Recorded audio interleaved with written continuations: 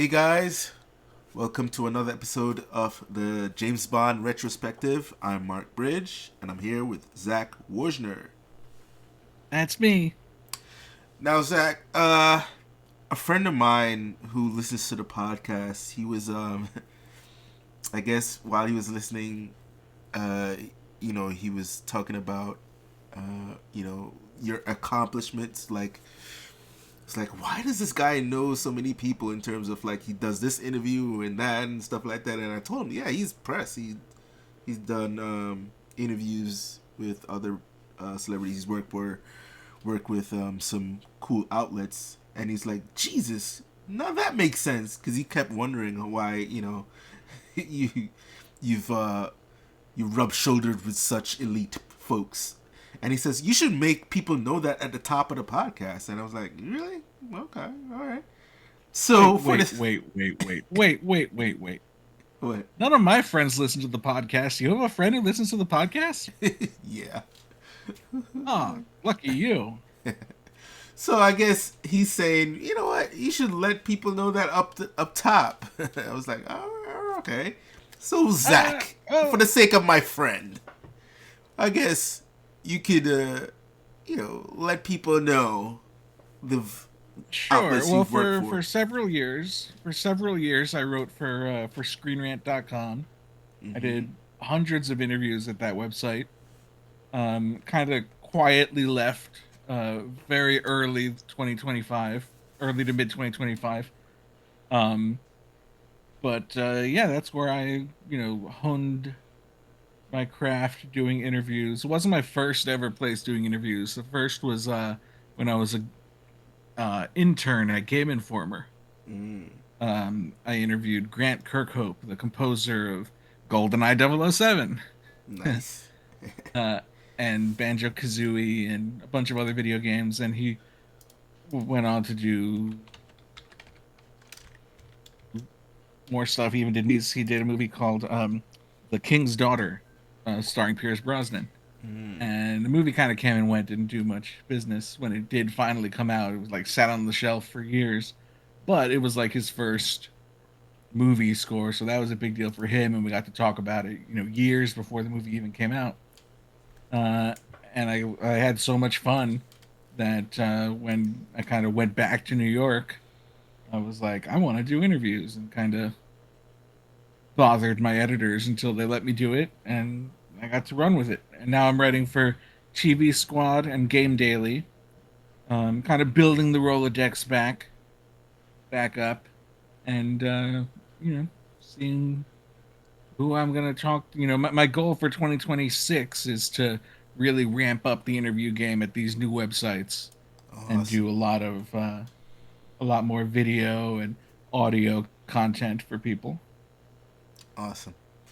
So Dom, That's that me. one was for you. All There you go, Don. right. Damn. So I guess with that out of the way, we can jump into some James Bond. More like James Blonde. Right.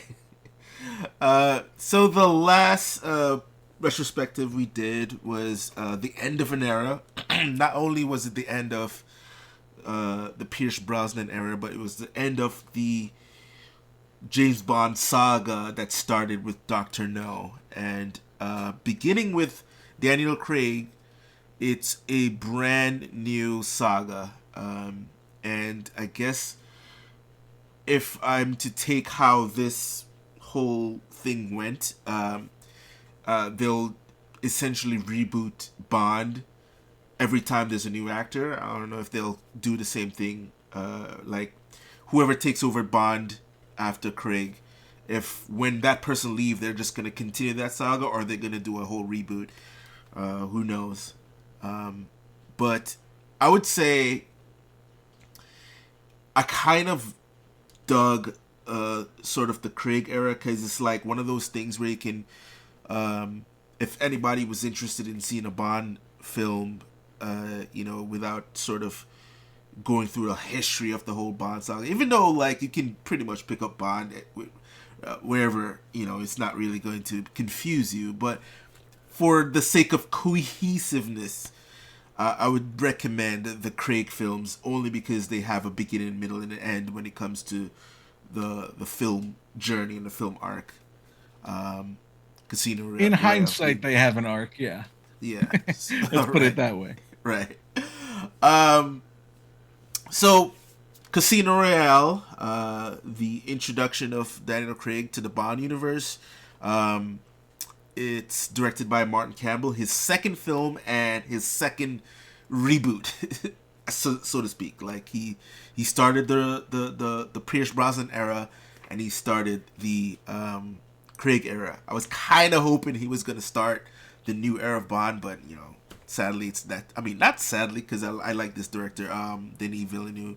He will be the start of the new whatever era that is for the Bond Yeah, franchise. I'm just But glad they got him. I'm glad he stopped playing in the sand. oh right, yeah, Dune stuff. Dune. Like, I mean, he I'm has sorry. I'm sure Dune is great. I'm sure it's wonderful. I he just has don't he care. has one more Dune, before he goes on to Bond. Oh, another Comes one? out, yeah, Dune Messiah. Uh, Well, they call it Dune Part 3, but it's really Dune Messiah. But and he's directing it. yeah, comes out next year. Well, you're not a Dune fan? I saw. You're not a Dune fan? Haven't seen the Dunes? I The mean, I saw the first Ha one Ali and was like Ha. kind of bored by it. Which one? The Um, first one? yeah, the Timothy Chalamet one. Yeah, yeah, yeah, yeah. Yeah, I saw it and I was like, this is what everyone's so crazy about. Okay, so here's the thing. I agree with you because I remember having a conversation with my friend about this one, the first Dune, in that it visually looks stunning, but the way how it sort of played out, I guess you could say, it's not as exciting. Only because of just the design of what the film was about. Because if the film really only is the first half of the Dune book, so had it I guess had the balls to be a 4-hour movie instead of 2.5, whatever, I guess you would say that attaching it to the second half, it makes for a better viewing experience. So I would say give it another chance, watch that, and watch Dune Part 2 right after, and I think you'll have a better experience. Yeah, I one of these days I'll watch both of them, Yeah. back to back. I just I don't know.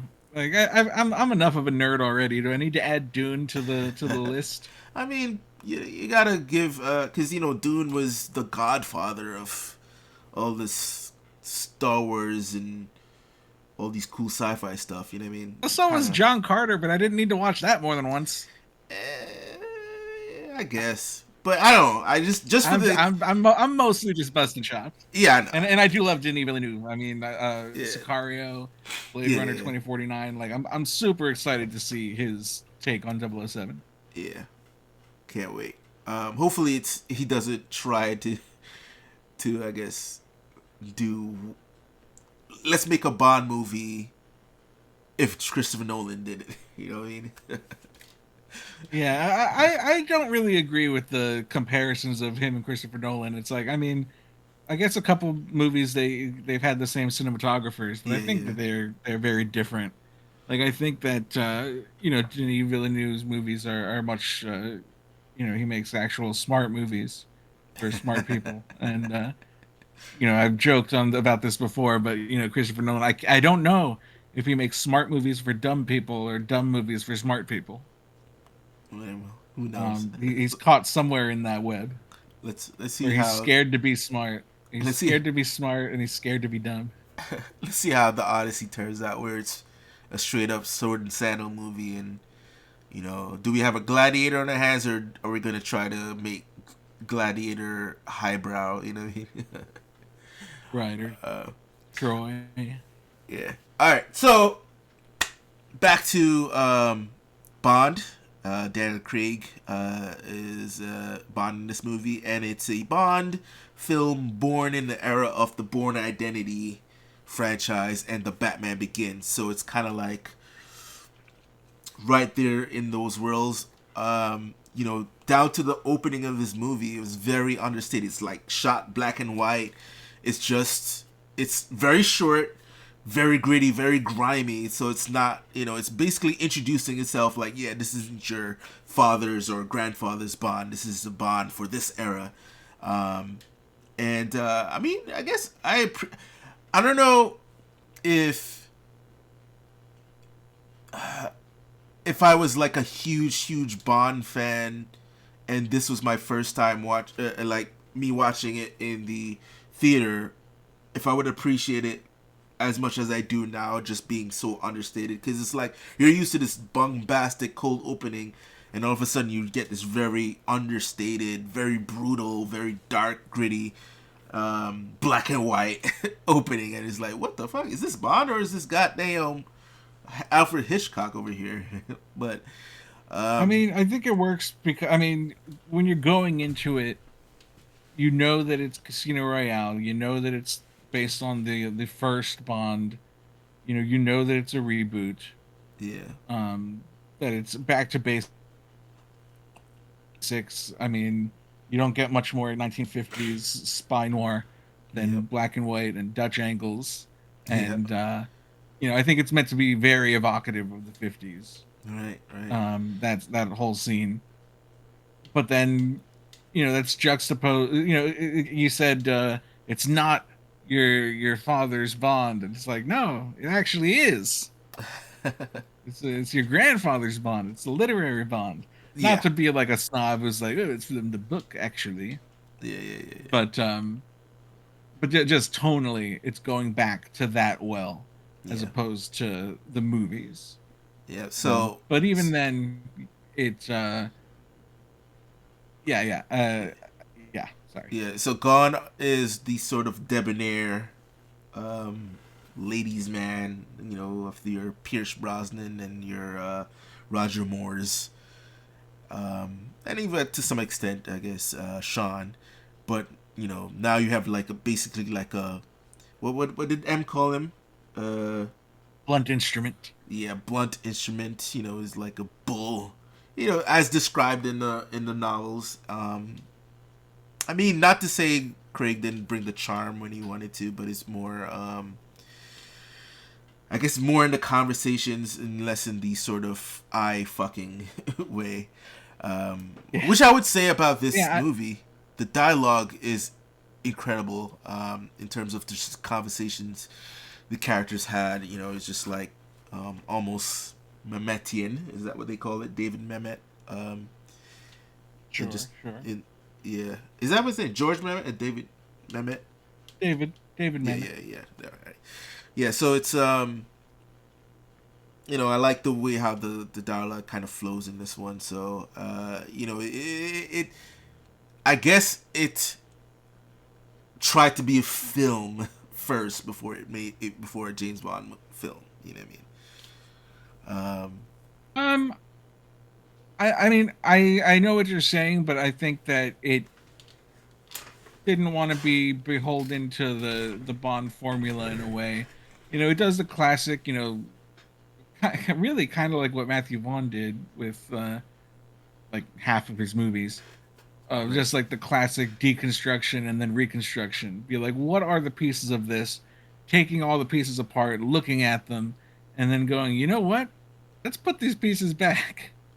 Like not back the way that they were, but let's turn this puzzle into a new puzzle. Right. Let's take the pieces of this puzzle apart and put them back together, and we get a different image. Mm-hmm. So That Casino. comes with the act of deconstructing. Yeah, yeah. So Casino Royale came out in November of 2006. That was a pretty cool year for films. A year before that was Batman Begins. I think 2006. I can't remember what other movies, but I just remember that some cool stuff came out in 2006. One of them being um, Casino Royale. Budget was around 100 million. It made about 600 worldwide, and it did pretty well, and it was a cool kickoff to the franchise. It Yeah, had the you mentioned Batman, and this was a direct, rebooting was a direct response yeah, to Batman. and the times had changed, blah blah blah blah blah. All the talk of Austin Powers and traditional Bond coexisting just wasn't really possible. Mm-hmm. Was the thought at the time. Yep. Whether Yep. or not that's true can be debated, disputed. Mm-hmm. But they wanted to go dark and gritty because that's what people were doing at the time. Pretty much. And you know, another thing happened. It was a couple of years earlier, but 2001, 9/11. What? What was Yeah. that? That was nuts. Remember that? Yep. And it's even name dropped, invoked in this movie It that has. It the was. mysterious organization, was somehow involved in that. And basically, so the whole first 45 minutes of this movie is completely new material, like a brand new story Mm-hmm. that leads up to the events of the book. The book begins in the casino, Right. and pretty much the whole book is set in the casino, um, until the final act. Yeah. But so, and the story is that he has to play cards to dismantle the chief's communist thing. Um, and they kind of worked backwards from that for this movie to be like, let's tie the chief in with uh, an organization that we can't call Spectre because we don't legally have the rights to it, but we want to in the future. So we'll see how that goes. So it's just the organization behind Le Chiffre. Yeah. Uh, and they tie him in. He's manipulating the stock market with terrorist attacks. So it's like he's selling his stock. Uh, I don't know how the stock market works, but he's tying buying and selling stocks with terror attacks so that he can get rich. And they mentioned that the same thing happened. Uh, That happened on 9/11, and so that he. he's trying to do the same thing Yeah. with the airplane in Miami. I guess he was betting that the stocks would go down because he was planning on blowing that plane up. Had it, been successful, he would have made money by the stocks going down, betting that the stock would go down, and he would have made money. But because that was foiled, stocks went back up, so he lost what 100 and X amount of millions. Yeah, $100 million. Yeah, They call it shorting the stock. I don't know what yeah, that means, but I'm sure yeah. my accountant does. I'm just kidding. I don't have an accountant. Now, this isn't the first adaptation of Casino Royale. There was at least one before, right? But it's more of a comedy. Wow. Well, there was a TV film in the 50s, Uh huh. and I don't think it's lost. It does exist. Uh, that was part of I think it was called Climax was the name of the series, but it was like a movie of the week kind of thing. Gotcha. And they did a version of that starring I know Peter Lorre, the guy with the eyes, played um Le Chiffre. Mm. And I don't remember who played Bond, but they made Bond American and they made Felix British. Right. Oh wow. Uh and then in the 60s during the height of the Sean Connery Bond craze, they did a Peter Sellers comedy called Casino Royale, but it doesn't have anything to do with the story of Casino Royale. Right.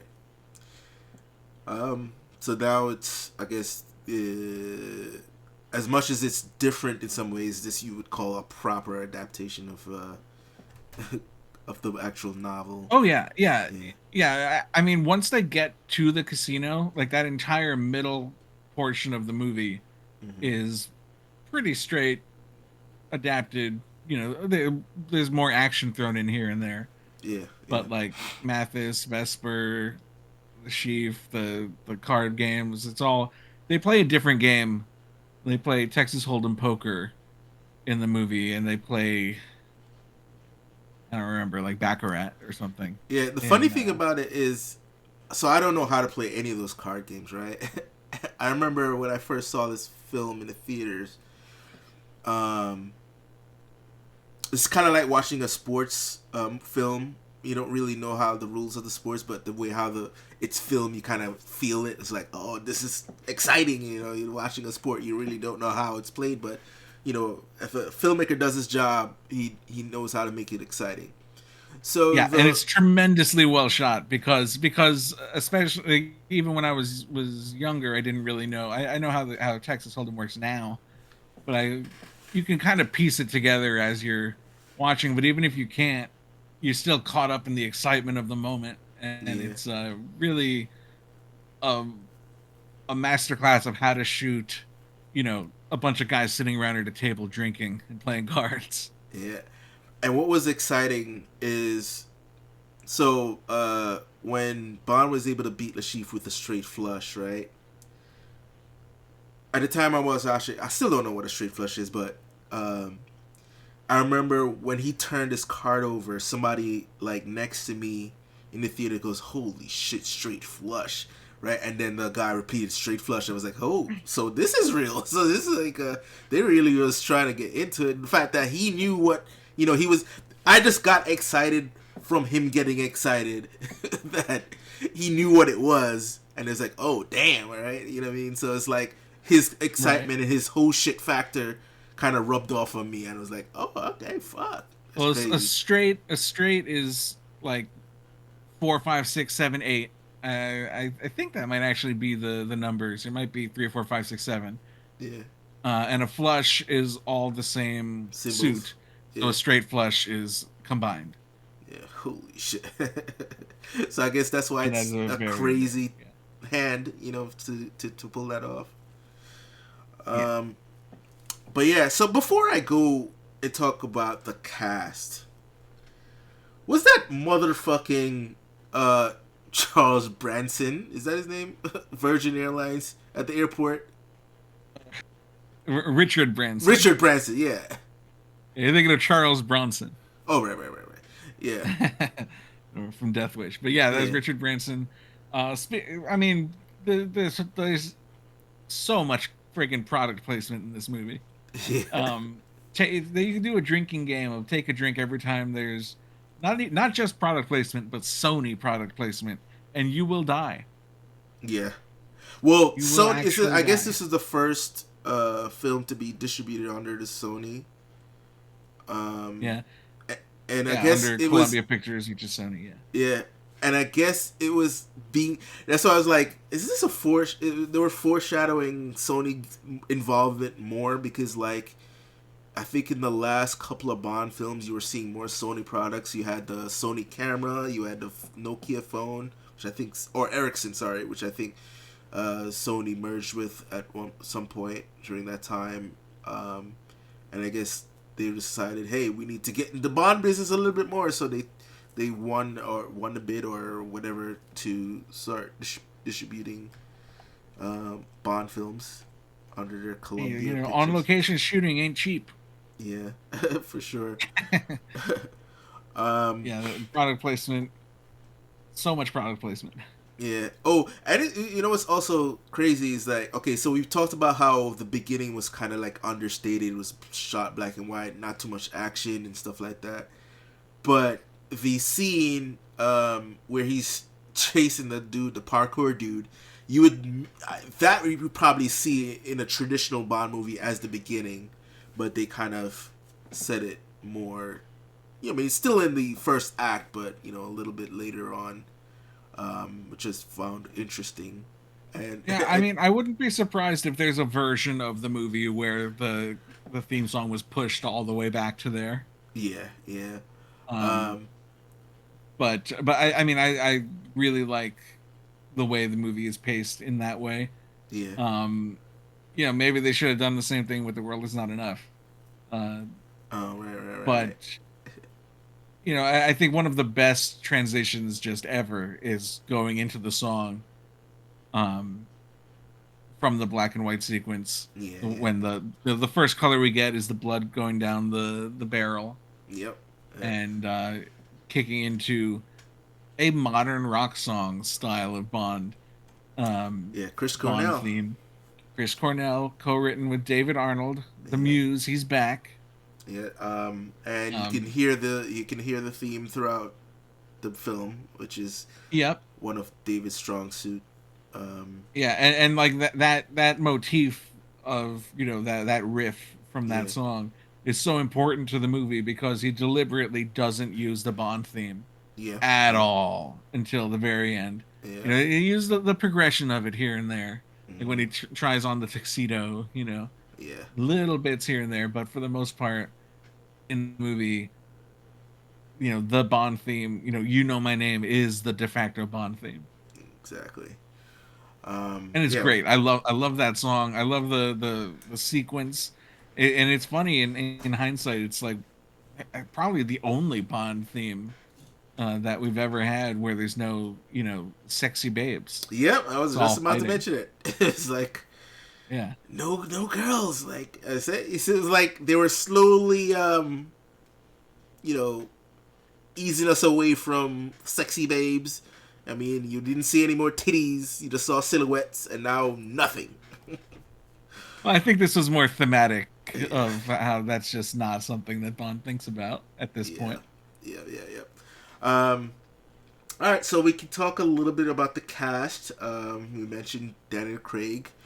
Uh, uh, M. Judi Dench returns, which is, I guess, um, for a reboot that's supposed to be a brand new saga. I'm amazed no one really was confused. That's why I always say like I think studios and even like film pundits underestimate the intelligence of the audience instead of trying to dumb them down. They understand it's a brand new movie, even if M is pretty much being reprised by Judy Dench. It's not.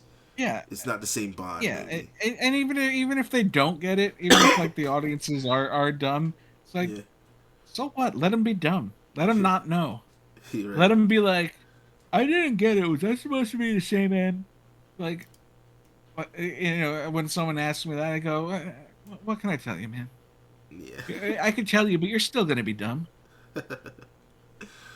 um, and then we have Eva Green as Vesper Lind. Um, You're pretty. very pretty. Very. I like the chemistry between her and Bond. Is what's funny is like she always plays British characters, but it was a while before I found out she was actually French. I mean, she grew up in the UK as well, so that explains the accent. But once I found out she was French, I could actually hear the French accent sometimes. It would pop in and out.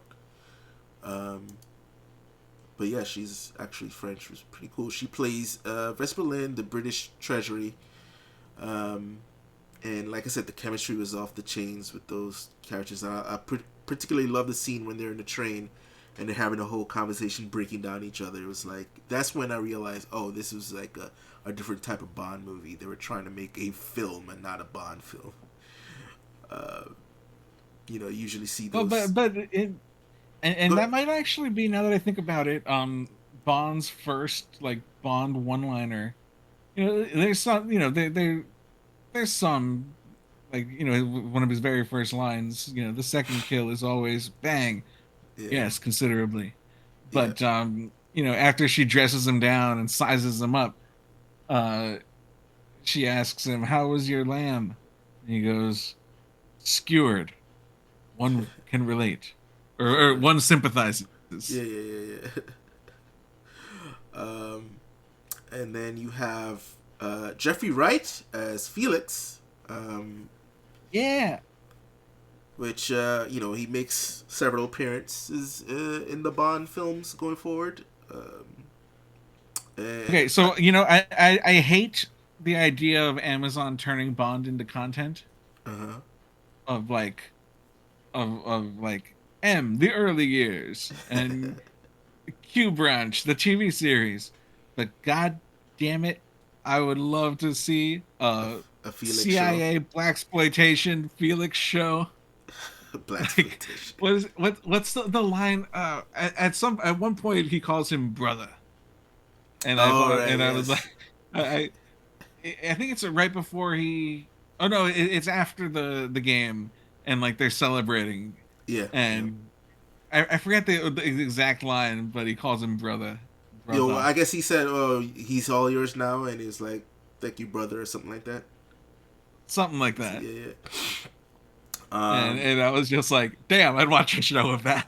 No, but do you want a Felix show with Jeffrey Wright, or do you want a Felix show just in general? Whoever is Oh no, cast I and don't want doesn't. it now. I don't want it now. I wanted it then. I wanted it Oh, you wanted it back then. Okay, gotcha, 18 years ago. gotcha. Now it's too Understood. late. I mean, now he's old and dead. Understood. um, Spoiler and for No Time to Die. so no Miss Moneypenny in this film. However, there was a name drop in a weird way when he first meets Vesper. She's like, "I'm the money," and then he says, "What? All the penny for it, or some shit?" But Every penny every of it. yeah, every penny for it. So I was wondering if people were saying, "Oh, is she supposed to be Miss Moneypenny?" You know, something like that. Well, Uh, like that again. That's for the stupid people who can be like, oh, see, the people who are like, oh, see, like Joseph Gordon-Levitt is Robin. Get it? So like they're gonna do another one where he's Robin.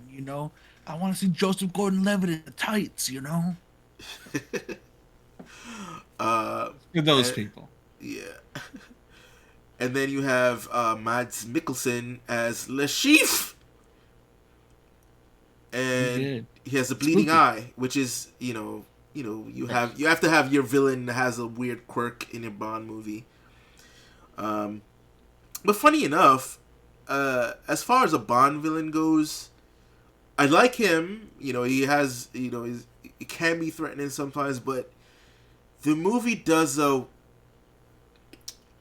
thing with him where it like doesn't make him the main villain, even though he's technically is, but he's not, right?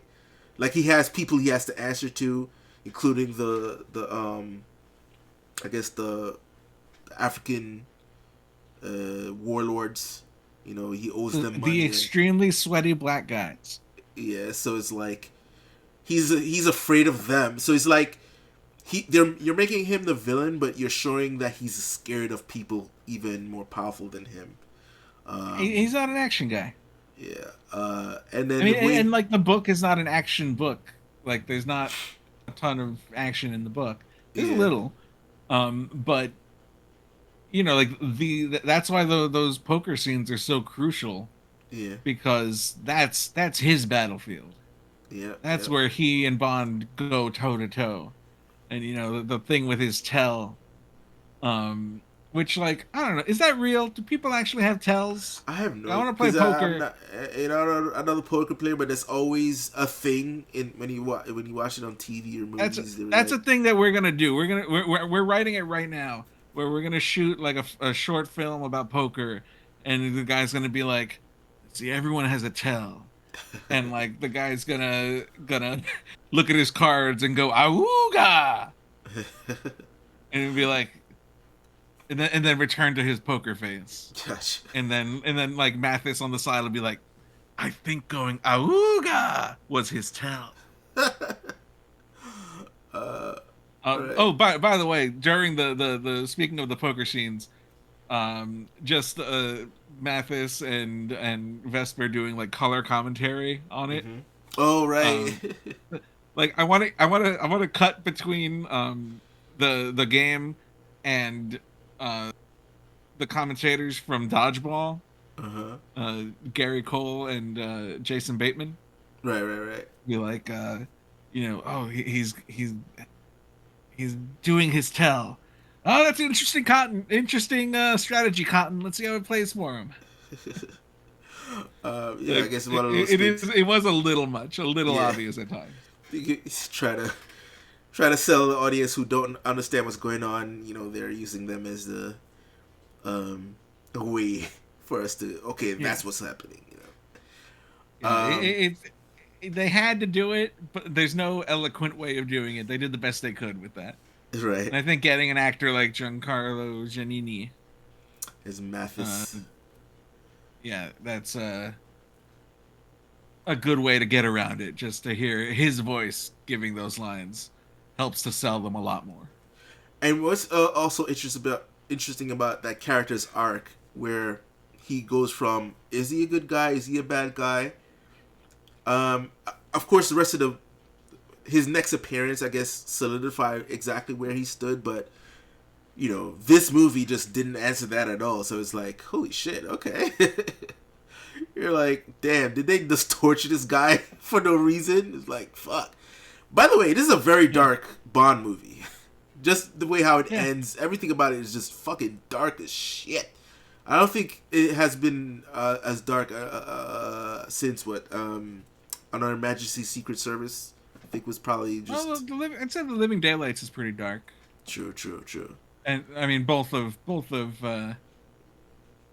Timothy Dalton's have pretty high body counts. Yeah, but But it's this it. one, Yeah, yeah, just in terms of just what happens to be not really the body count, but just the how it ends, how characters arcs are resolved is just not very happy at all. yeah, Yeah, which is straight from the book with yeah, Mathis, and Bond getting tortured. That's straight from the book, yeah. including how they do it. It's like holy shit. It's like oh Um, my god, my balls. yeah, Bond got tortured a lot back then. Yeah, yeah. Now I got a bone to pick with Martin Campbell. Right, it looks like he doesn't give a shit about the whole car thing, right? In both of his movies, he really didn't do anything with the cars. Like in GoldenEye, car made an appearance and then leaves. In this movie, he fucking destroys the shit. Like fuck a car. It's like, yeah. To be fair, it did set a record for the amount of flips in like one car stunt. I Like was like, nine, like that, like that's I don't have the numbers in front of me right now, but like it was like a certified record of like 7.5 flips or 9.5 flips, something like that. I'm not a car guy, but when that car was flipping, it physically pained me for a Oh little yeah. bit. Not necessarily because Bond was getting hurt, but because the car was getting destroyed. I'm like, oh my god. By the way, I do have that car. I when I used to work for Radio Shack, I bought it. The remote control. And I still Okay, have for it a to this second I day. was like, how much Oh, did you make at Radio Shack? oh no, no, not the real Holy Aston Martin. cow. No, not the real Aston Martin, but the Were you RC. selling fentanyl out of the Radio Shack? I wish. No, I'm just kidding. But yeah, Allegedly. yeah, I do have that RC car to this day. It looks like shit now, but yeah, it's like dope. But yeah, so and then who else we have on the docket? Oh, I want to talk about this guy, Tobias Menzies. He plays Villiers, who's like the sort of secretary type character. Now, Oh, okay. Yeah, he's like a combination of Tanner and Moneypenny. yeah, so I've seen him. He was in Game of Thrones as Catelyn's brother, but his role in that was pretty understated. He played like a sort of buffoonish rich kid. He's like, and he's supposed to inherit, I guess the heir. He's heir to that family, because he's the male. And Catelyn, even though Catelyn's older, she has to be married off to the Stark. But he's like, because he grew up super rich, he's not really brave, like his father. His father was like the warrior. But there's a role he plays in this show called Outlander that if this was the first time you saw him, you would be scared. You not only hate him, but you would be scared of him. Like he Was he played a the bad villain. guy? Yeah, he played the villain in I think the first 2 or 3 seasons of that show. He is like, he's worse than Joffrey because at least like with Joffrey's mad puss, right? But this guy's a soldier and he's like, he's demented. But the thing is, what was cool about him is that the first time you see him in that show, he plays two roles. He plays the husband of the protagonist. So she kind of goes back in time and meets his ancestor, played by the same guy. But he is like, so imagine used to seeing your husband, your loving husband that you love so much, and you're always in loving embrace. But then you meet his ancestor, who is nothing like him, and is just cruel, and is like, to see that face that you love so much be a fucking demon. And then spoilers for a little bit of it is she eventually goes back to her time to see her husband, to see that face that has tortured her. It was like, holy fuck. But anyway, he played that role so great, and it's like, to going back to this movie and seeing him, is like, holy shit, look at him, he's such a a puppy dog. Yeah. Knowing that he plays such a vile creature in Outlanders. Hey, actors have range. Yeah. I'm vehemently against typecasting. Exactly. So there is a trope that this movie does that is from previous Bond films, that introduces a Bond girl only to either she's going to be evil or she dies early. I forgot the name of the guy, but he's works for Le Chiffre, and he's married to this gorgeous Italian, which Bond seduces, but doesn't go through with consummating that interaction. But she ends up dying. Had to go stop him from blowing up. Yeah, but she ends up dying anyway, and in my head is like, damn, man, he didn't even get to hit. But then she dies just like any other Bond girl who, kind of betrays their, villain boyfriend for Bond, but like, she didn't even have sex with him. So it's like, what the fuck, man? What a waste for her too, because I'm sure she wanted to have some of that D, and she didn't, and she just fucking dies, not knowing. D for Daniel Craig. Exactly. But yeah, so you have that, and then you have another character that will play a very important role in the future of the Bond, of Daniel Craig's Bond films. But for the time, it was just a small role. Jesper Christensen as Mr. White. Oh yeah. He's the face of the mysterious organization that we cannot legally call Spectre yet. But just knowing where they go with this character, I'm impressed how well they kind of integrate him into Bond's life. Like, he will play a very, very, very important role. Not necessarily his character, but just the things around him will affect Bond in a way that no other Bond film has ever done, I can safely say. But yeah. Yeah, Bond shot his daughter's grandfather in the leg. Yeah. By the way, that's the way that ending, it's literally James Bond Begins, right? Like, by the end of this film, he lost Vesper, and I guess it's an indication that he's getting even more hardened towards being in any type of relationship with women, only because not only did she betray him or betray MI6, but also he fell in love with her and she died. You know what I mean? So it's like a double whammy. And then, where M asked the question, so it turns out she's the one who betrayed us and not Mathis. Should we let it go? Said nope. He could still be a bad guy. Keep him in there. And then she's like, so you really don't trust anyone, do you? And he's like, nope. I said, now you're learning. So he's becoming the Bond.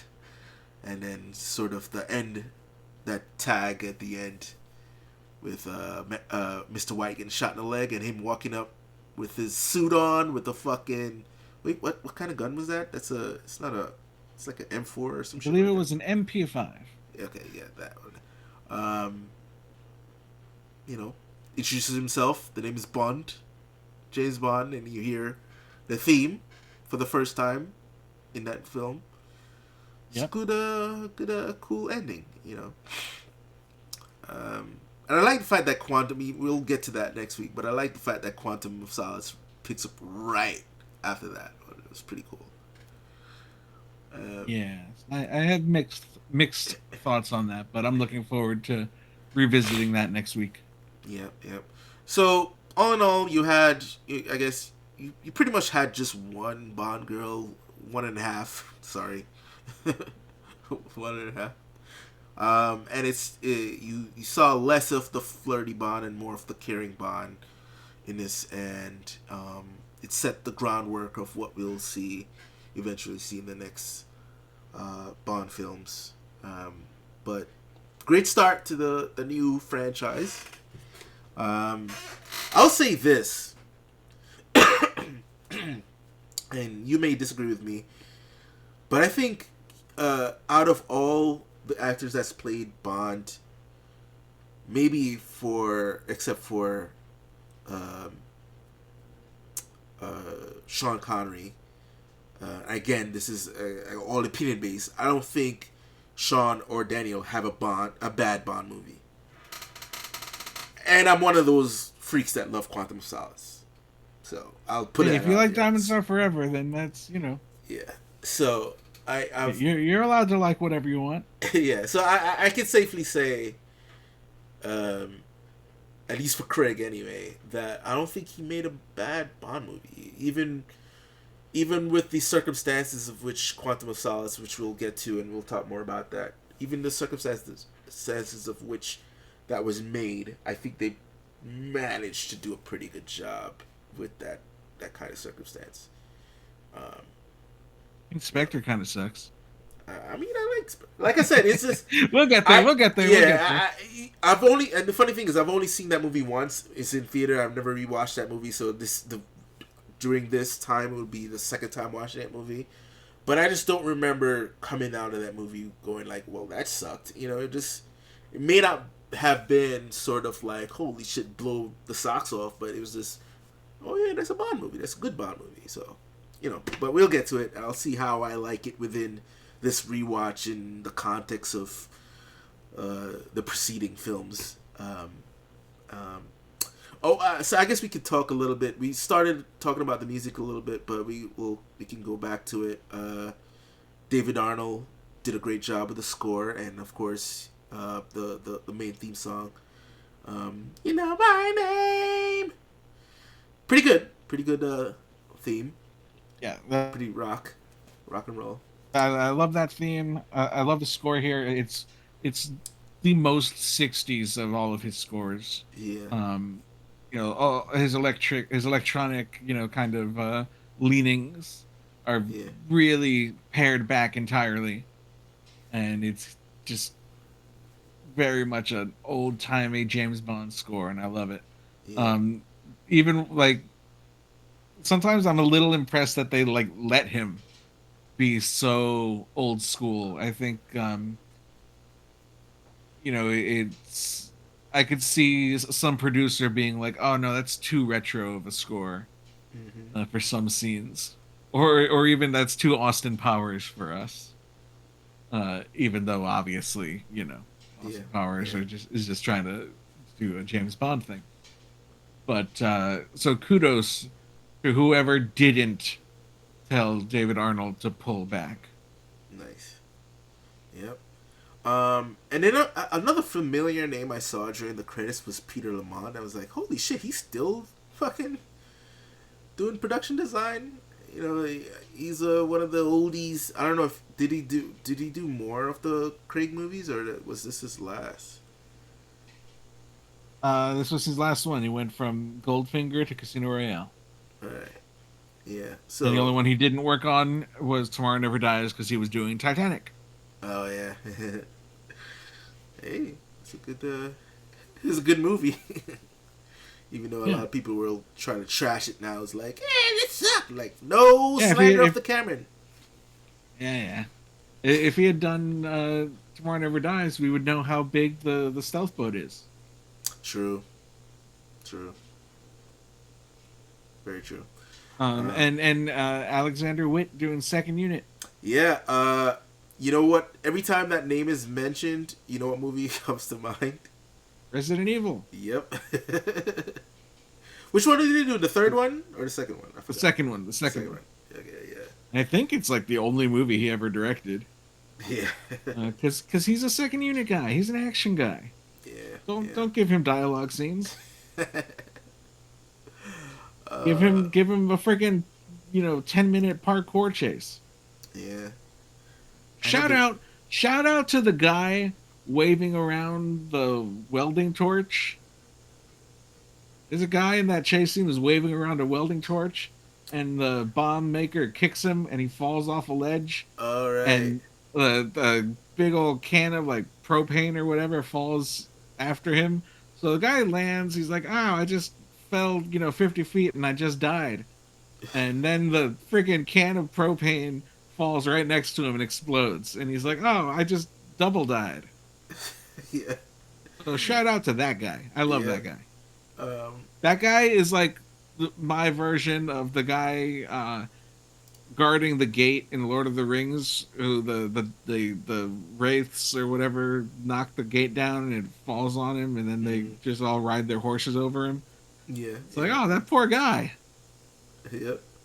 Now, the another scene I wanted to talk about is sort of the climax where they're in Venice. It's Venice. That's where they are, right? Yep. And so they're blowing up those little balloony things. Is that really what's holding up these buildings in Venice? I don't know. Or I is have that no idea. It's great production design because you look at them and you're like, oh, those must be what are keeping the buildings from sinking. Yeah. But in real life, I have no idea. That's what I'm saying. I don't know, but it made sense. Yeah, it makes sense. I would believe it. It seems plausible, but in point of fact, I have no idea. Yeah. But yeah, that sequence is fantastic. Again, wonderfully shot. It makes tremendous. Like seriously, Alexander Witt, guy knows what he's doing. Give him more action movies. Yeah. He's done a lot of action movies. just not the main director. Yeah, second unit, action movie, second unit. Like, give him as many as he wants. Because all of the fights have such great geography. You know where everything is. You know what's going on. Mm-hmm. Him fighting the African dudes in the stairwell. Mm-hmm. That's fantastic. Oh, yeah, that was a fucking cool-ass scene, man. Yeah, like that begins with him kind of like pushing the guy off the ledge, and then he starts fighting the other guy, and like 2 seconds later it kind of cuts to a shot where you see the guy landing, and it's just like, I know exactly everything that happened. Yeah. Didn't they do a similar scene in No Time to Die? Or am I bugging? I've only seen that movie there is a significant it's part of a oneer that it does involve a stairwell, but it's a totally different kind of fight. Yeah, okay, yeah. Like I said, I you don't have the guy with the machete. Yeah. And friggin' strangling him to death with a hardcore kind of close up of him, like pretty, like you were saying before, pretty intense, pretty violent. Yeah, and pushing I like that PG-13. And I like the fact that Vesper, she's just not used to see shit like that. She's just like, what the fuck? Seeing somebody die. I'm just the money. Yeah, right. Like it really tried to sell the reality of these people, even though we're technically in a Bond movie. It's supposed to be, fantasy. But yeah, she's so traumatized. She's like, I gotta take a shower, and he's like, I'm gonna eat your little fingers. Nom, nom, nom, nom, nom. I know it's supposed to be sweet and romantic. Yeah, I know. It's Right? kind of funny.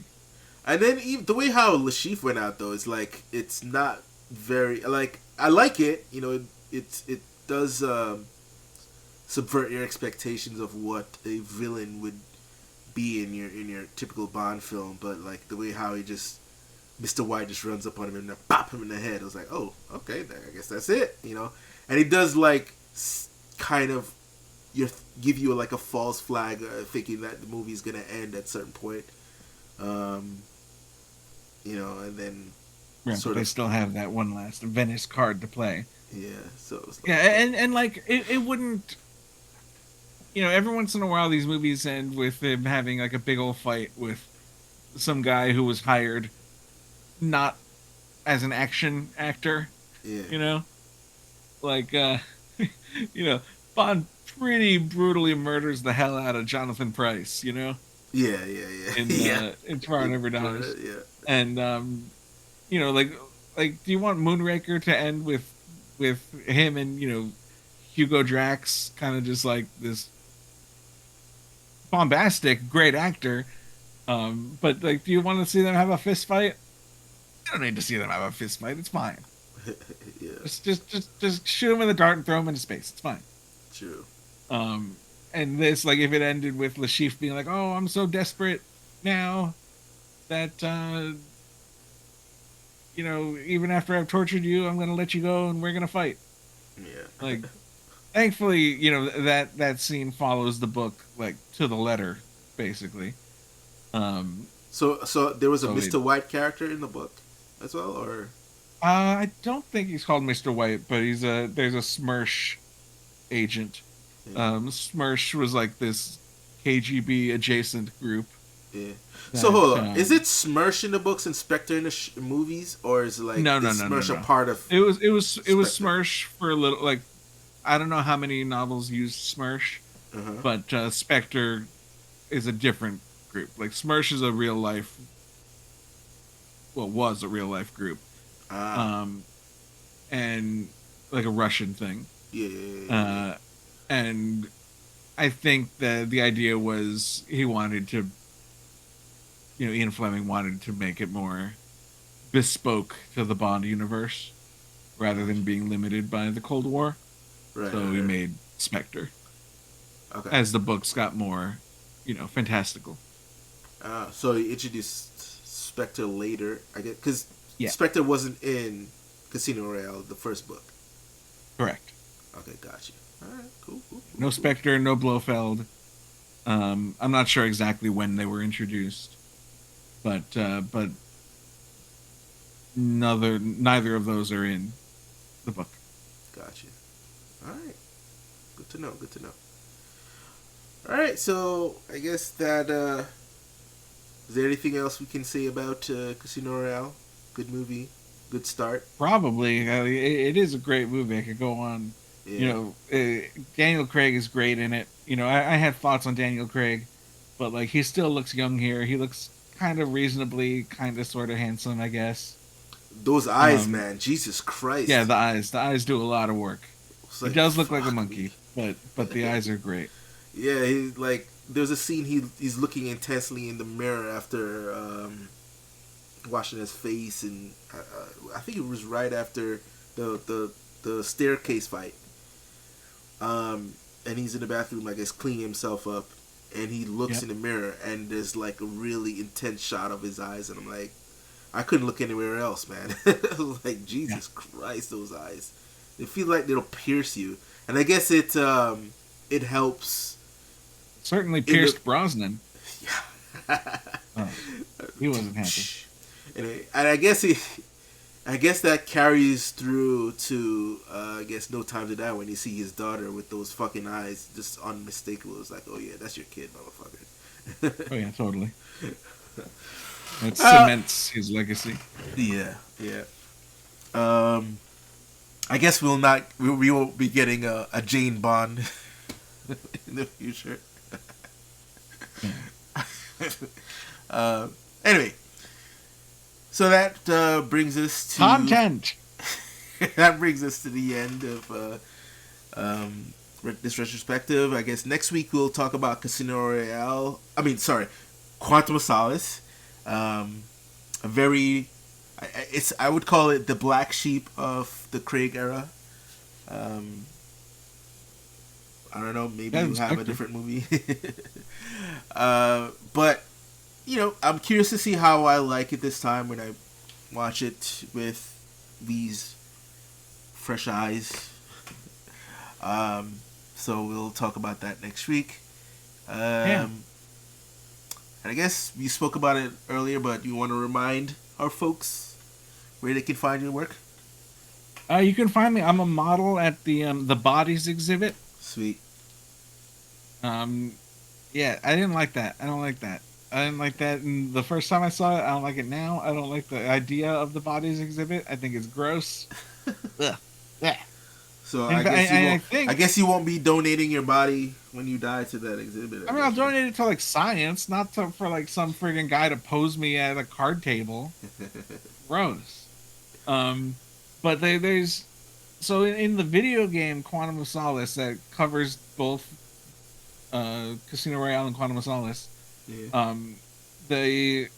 That sequence is set at like an aero history of aeronautics museum exhibit, and I wonder if that was like the original idea for it, or if they just couldn't get the rights to the Bodies exhibit, because it's that's a definitely product placement. Yeah. Because it's in the city, isn't it? The city. Yeah, it's in Miami. Oh shit! Okay. Oh yeah, I mean, I don't know where the real life thing is now. Yeah, I think it toured. Yeah, don't they have one in New York, or you have to go to Miami? I don't know. I don't know. I mean, I think it toured. I don't know if it has a permanent home. Okay.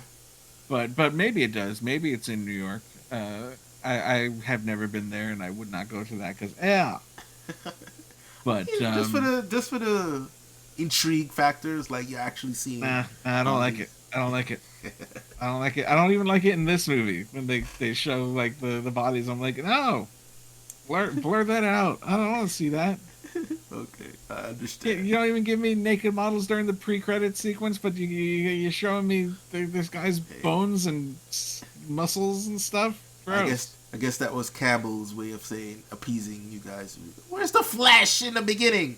Here you are. Yeah, well, that's funny. Like I could see some people being like, "Oh, it's like it's going under the skin of Bond, like of these people, just like how this movie's going under the skin of Bond." It's like I don't think that's the case. I think it was just like a thing where they were like, "Hey, we'll pay you $10 million if you set a scene at our exhibit." Gotcha. Okay. All right. Yeah, that's no. You can find my work at TV Squad, and at Game Daily, and at Kingdom Hearts Union, and at Jalopnik, and who knows, maybe some other places soon. We'll see. Nice. I need to get into some more, some Kingdom Hearts. I have the games. I always start part 1, just never finish it. It was like, I need to fucking play them. Anyway, that's another thing. For me, you skip them. I can what? You can skip them. They're for babies. No, I want to play it, man. I want to play it. They're for like weebs. I'm always just wondering if you could just play 1, 2, and 3 and skip the in-between games. But some people say you can, some people say you can't. I don't know. Hey, play. I mean, they're games. You play them in whatever order you want. You play them in 3, 1, 2, 2, 3, 1, 1, 3, 2. Have your own adventure. At least I want to be finish them before part 4 comes out, whenever that comes out, if that comes out, because with. You can just play like the 1.5, collection, the 2.5 collection. No, yeah, that's what I have. 2.8 collection, and then 3. Boom. Yeah, I have those. I have that. Run through them. It'll only take you like 200 hours. Yeah, Jesus Christ. You got nothing going on. It'll be fine. All right, and for me, you can find my work at link in the description. You can find me on Tubi, my show comedy that I directed called "I'm a Good Wife." Issues 1 and 2 of Man of Kingdoms is out now. Link in the description, and also I have a couple of short films as well on my Omega World Entertainment channel. So head over there. You can subscribe to that channel as I plan to put some more stuff on there in the very near future. And hit the subscribe button on here if you haven't already, and the like and the notification bell and all that jazz. And then for Instagram, you can find me at Mark Bridge, and same thing on TikTok. Uh, and that's it. And so until next time, folks, I want to say peace. Indeed.